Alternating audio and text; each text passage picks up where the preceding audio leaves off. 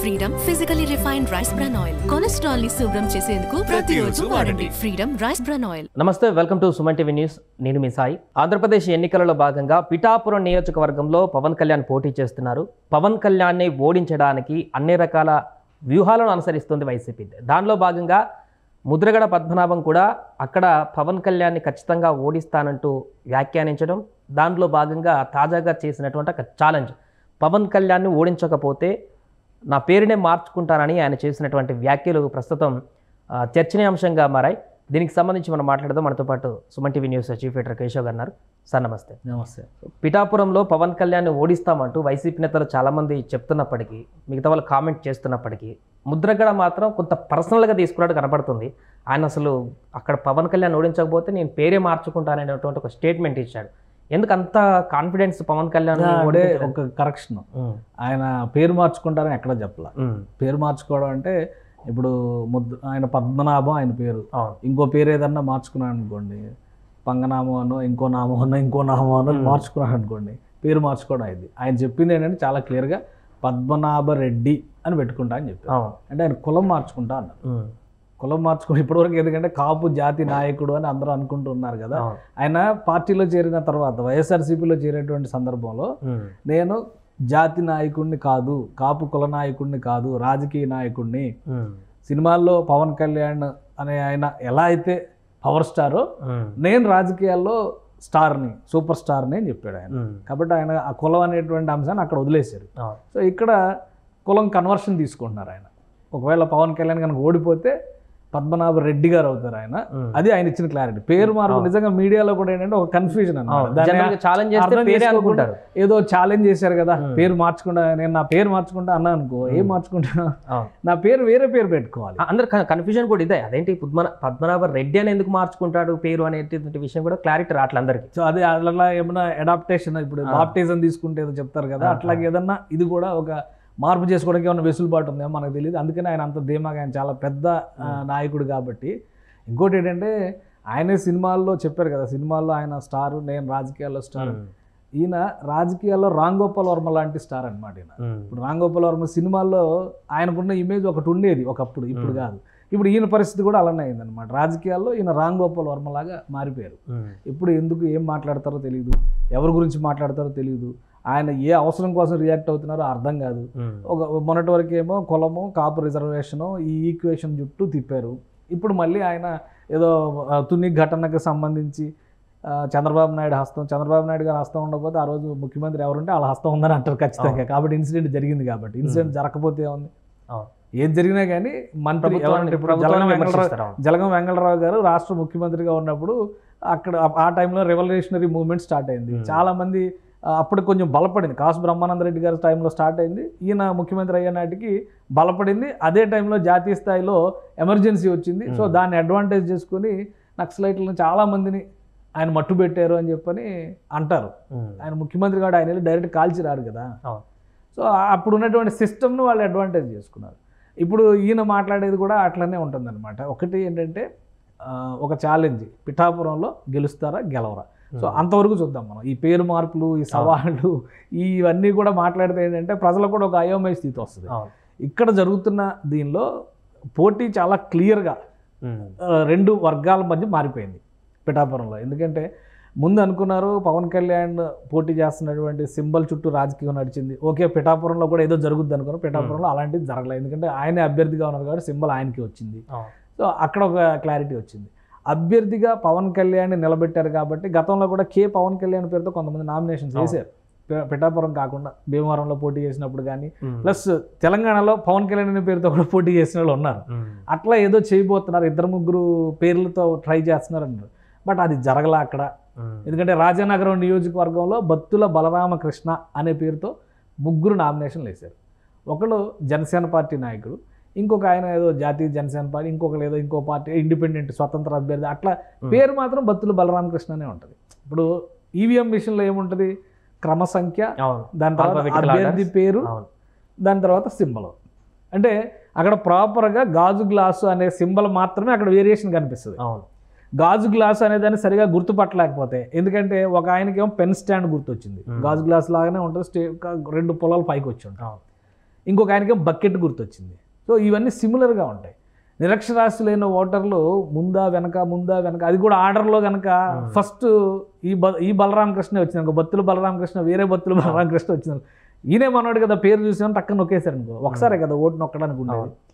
ఒకవేళ 2-3 సార్లు నొక్కితే తీసుకోలేదు. గతంలో అయితే బ్యాలెట్ పేపర్ కాబట్టి ఇందులో కొట్టారనుకో ఇన్వాలిడ్ అయిపోయింది.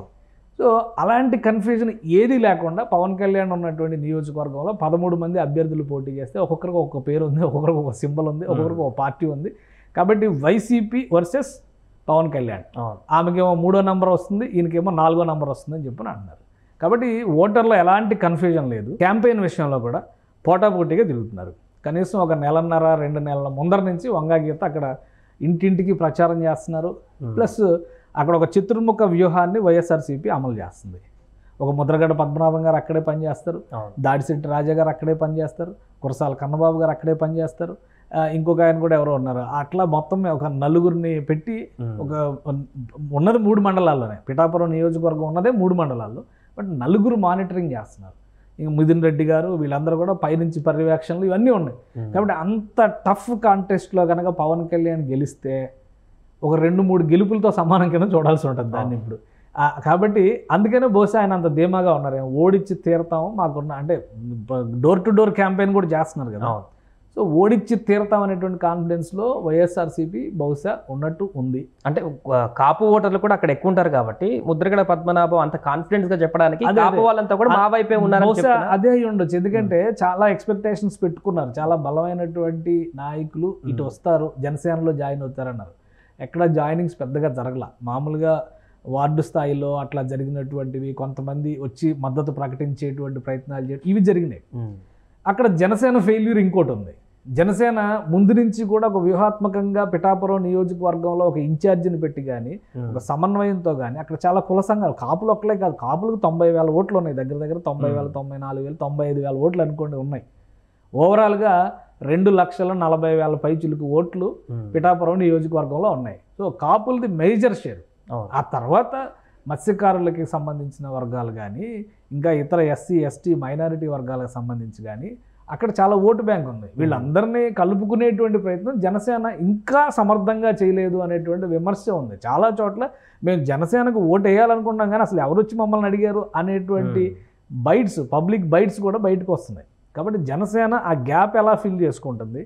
ముద్రగడ పద్మనాభం లాంటి రాజకీయంగా ఎక్స్పీరియన్స్ ఉన్నటువంటి నాయకుడు అలాంటి కామెంట్, అలాంటి స్టేట్మెంట్ ఇచ్చారంటే వాళ్ళకున్న కాన్ఫిడెన్స్ ఏంటి అనేది తెలుసుకునేటువంటి ప్రయత్నం జనసేన పార్టీ చేయాలి. తేలిగ్గా కొట్టిపడేయడం, కులం పేరుతో వ్యతిరేకించడం, లేదా ఇంకో పేరుతో ప్రత్యర్థి కాబట్టి ఇలానే మాట్లాడతారని తీసి పక్కన పెట్టడం, ఇవన్నీ కూడా పక్కన పెట్టేస్తే జనసేన పార్టీ అక్కడ స్ట్రీమ్ లైన్ చేయాల్సినటువంటి విషయాలు ఇప్పటికీ ఉన్నాయి. ఎందుకంటే నిన్న మొన్నటి వరకు అక్కడ సమన్వయకర్తగా ఉన్నటువంటి తంగెళ్ళ ఉదయ్ శ్రీనివాస్ కాకినాడ పార్లమెంటు పరిధిలో ఆయన తిరుగుతూ ఆయన బిజీలో ఉన్నారు. కాబట్టి ఒక నియోజకవర్గాన్ని చూసుకోవడానికి అవకాశం లేదు. ఇంకొక సమన్వయకర్తని అనపర్తి నుంచి తీసుకొచ్చి ఒక ఆయన అక్కడ పెట్టి, ఆయనకు అక్కడ లోకల్ కనెక్షన్స్ తక్కువ ఉన్నాయి. కానీ వర్మ యాక్టివ్గానే ఉన్నట్టు కనిపిస్తుంది. నాగబాబు గారు అక్కడ ఆల్రెడీ 4 రోజుల పైగా మకాం వేస్తున్నారు. కానీ నాగబాబు గారు గ్రౌండ్లో తిరిగేదానికంటే కూడా అక్కడి నుంచి వచ్చిన నాయకులు ఇచ్చే ఇన్ఫర్మేషన్ మీద మాత్రమే ఆధారపడుతున్నారు. కాబట్టి దాన్ని నమ్మడానికి లేదు. వర్మ గారు ఇంటింటికి తిరుగుతున్నారు, ఆయన ప్రయత్నాలు ఆయన చేస్తున్నారు. కానీ వర్మ గారు తెలుగుదేశం పార్టీ నాయకులు ఎటు నుంచి చూసినా కానీ. కాబట్టి జనసేన అక్కడ బలం పుంజుకునేటువంటి అవకాశం ఉండాలి. రేపు పోలింగ్ స్టేషన్లో కూర్చునేటువంటి ఏజెంట్ల దగ్గర నుంచి ఒక బలమైనటువంటి తన వ్యవస్థను నిర్మించుకోవాలి. వర్మ గారు సహకారం తీసుకుంటూనే చేసుకోవాలి. సో ఇవన్నీ రేపొద్దున జనసేన పార్టీ బలహీనతలు అయినప్పుడు వర్మగారు కనుక ఇంకా ఇంతకంటే నా వల్ల కాదు అనేటువంటి చేతులెత్తే పరిస్థితి వచ్చినప్పుడు వైసీపీకి అది ఖచ్చితంగా అడ్వాంటేజ్గా మారుతుంది కదా. ఎందుకంటే ఇక్కడ ప్రతిదీ డబ్బు చుట్టూ నడుస్తుంది. అక్కడేమో 100 కోట్లు కుమ్మరిస్తున్నారు. ద్వారంపూడి చంద్రశేఖర్ రెడ్డి గారు, ఇందాక మర్చిపోయాను నేను, ఇంకొక పెద్ద వ్యక్తి ఏంటంటే ద్వారంపూడి చంద్రశేఖర్ రెడ్డి గారు పూర్తిగా అక్కడ ఉన్నటువంటి వ్యవస్థను మొత్తం కూడా తన కనుసన్నలో నడిపించే ప్రయత్నం చేస్తున్నారండి. రేపు ఇంటింటి పంపిణీలు జరుగుతాయి, పోలింగ్ ఏజెంట్లకు పంపిణీలు జరుగుతాయి, ఎవరికి ఏ పంపిణీలైనా జరగవచ్చు. కాబట్టి ఇంత సమర్థంగా, అంటే ఇంత కాన్ఫిడెంట్గా ఆయన ఒక మాట చెప్పారు అంటే జనసేన పార్టీ నాయకత్వం కూడా ఒకసారి అంతర్గతంగా ఉన్నటువంటి గ్యాప్స్ని, లూప్ హోల్స్ని సమీక్షించుకోవాలి. ఎక్కడ ఏ బలహీనతలు ఉన్నాయో చెక్ చేసుకునేటువంటి ప్రయత్నం చేసుకోవాలి. లేదంటే పవన్ కళ్యాణ్ గారు ఊరూరా తిరుగుతూ ఉంటే నియోజకవర్గంలో జరగాల్సిన నష్టం జరిగేటువంటి ప్రమాదం ఉంటుంది. ఎందుకంటే ముందు అనుకున్నప్పుడు పిఠాపురంలో గెలవడం కష్టం అనేటువంటి అభిప్రాయం వచ్చింది. అలానే వర్మ రియాక్షన్ తర్వాత ఎట్టి పరిస్థితుల్లో నేను సహకరించను అనేటువంటి రీతిలో ఉన్న తర్వాత పవన్ కళ్యాణ్ అనవసరంగా మళ్ళీ పిఠాపురానికి మారారు అనేటువంటి చర్చ జరిగింది. తర్వాత వీళ్ళిద్దరి మధ్య ఒక సయోధ్య కుదిరి ప్రజల్లోకి వెళ్ళిన తర్వాత కొంచెంగా పాజిటివ్ వేవ్స్ వచ్చినాయి. కూటమి పరంగా చేసినటువంటి ఎన్డీఏ ర్యాలీ పేరుతో ఒక ర్యాలీ చేశారు. ఆ తర్వాత ఆయన అక్కడ ఇల్లు ఓపెన్ చేయడం కానీ, సో అక్కడ లోకల్గా ఆయన పెట్టుకుంటున్నటువంటి వ్యవస్థలు ఇవన్నీ కూడా పవన్ కళ్యాణ్ వైపు పాజిటివ్ వేవ్ని తీసుకొచ్చినాయి. అది వాస్తవం. ఇప్పుడు రోజుకి మారుతుంది. మొన్న వైసీపీ మేనిఫెస్టో ఇవ్వనంత వరకు అందరూ ఏమనుకున్నారంటే వైసీపీ మేనిఫెస్టోలో ఏదో ఒక అద్భుతం జరగబోతుంది కాబట్టి అప్పటి వరకు ఆలోచించి నిర్ణయం తీసుకుందాం అనుకున్నారు. అందులో అద్భుతాలు ఏమీ లేవు, జరుగుతున్న కార్యక్రమాలను యథావిధిగా ముందుకు తీసుకెళ్తామని చిన్న మినహాయింపులు మినహా కొత్త అంశాలు ఏమీ లేవు అనేటువంటి విషయం తెలిసిన తర్వాత అది ఇంకోవైపు టర్న్ తీసుకుంది. ఇప్పుడు ఎన్డీఏ కూటమి మేనిఫెస్టో ఇచ్చిన తర్వాత ఇవన్నీ చేయగలరా అనేటువంటి ప్రశ్నను మొదటి నుంచి కూడా వైసీపీ కానీ ఇతర నాయకులు కానీ ఆర్థిక సమస్యలు అన్నింటి ప్రశ్నిస్తున్నారు.